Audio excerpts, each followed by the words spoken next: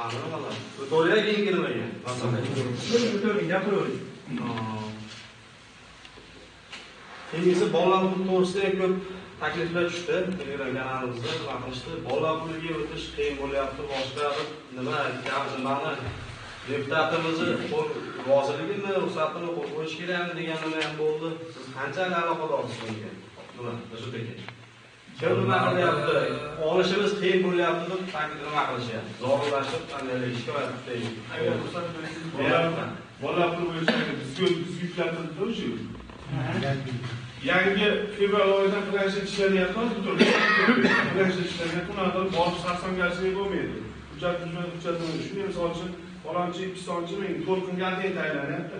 Uyini ko'radi, xonadon soni hamma yo'lni ko'rib, yashash sharoitlari belgilangan me'yor shu planshetga qo'ygan, shuni o'zingizlar mana shunday men shu yuruvim bo'lgan, avvalgidan pul ta'minlanadi. Ular oldinda yurib bo'lmaydi. Shu maqsadni oldin oladi. Yo'q.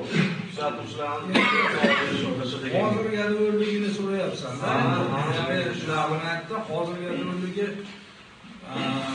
men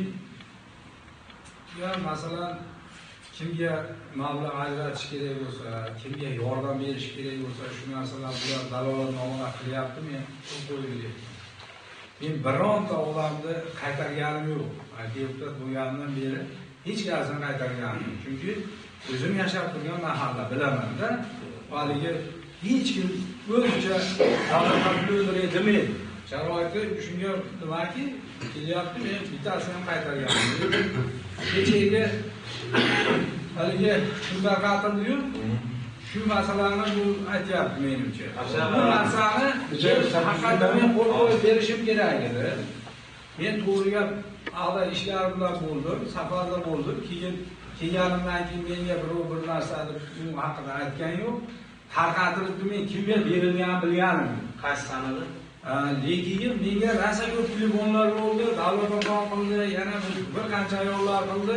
Bari nimalarga berib yuborilibdi, o'qitib qo'yish kerak ekan dedi. Men qo'l qo'yganimni, uni hali berdilarmi, yo'qmi men bilmayman. Shu haqida ma'lumot beringlar, menda qolmasin shu narsa. Qanaqa mezonlarga nima nomlanishi, tarqatilish, bolalar nima yordam puli bo'ldi. Yo'q, bu tarqatilishi emas. Xonadonida nogironlik bo'lsa, 18 yoshgacha onlayn mas'uliyat qo'yilyapti. Ashunga biz hozir 3 yilda vaqtlangan.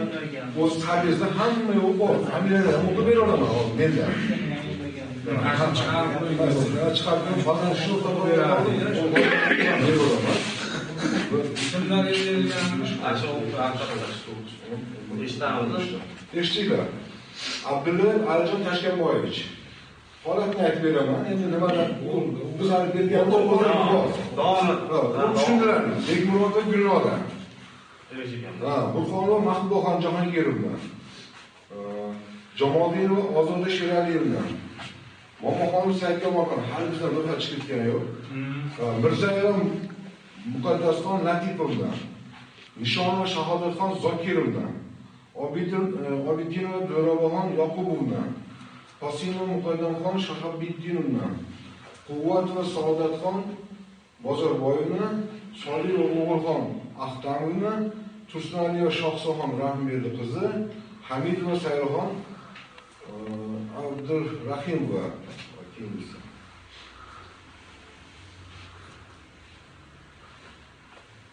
Abdurahimov Mahdiyot Tolibjon qizi Bekmurodga yana qaytadan berdi Gulnoraga.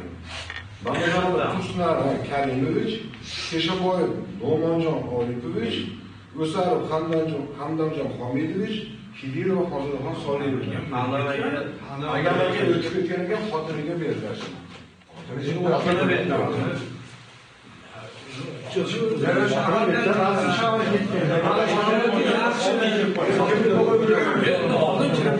Oldin kirib qo'ygan mahalla bu shaharga ketmas kerak. Yo'q, gandaylarni ham bergan. Yo'q, sizlarga shuni chiqarib beraman. Mana shuni aniqlashga bitta bir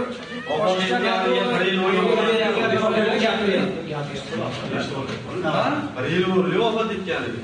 Hop, endi nimaga qolgan menimcha to'g'ri ketyapti. Menga haligi telefon qilishib, toza Hoji akanikiga berilibdi, hamma Hoji akaniki yana unisi deyishyapti. Aytdim, yo'q, o'ylab ko'ramiz, yo'q, mana menimcha to'g'ri berilibdi. Rahmatli. Shunga gapirib oladi, ilonga bolasi nodonlikka berdi chepadan. Ashar endi nima ular ro'yxatnomada turadi-ku, sabizda.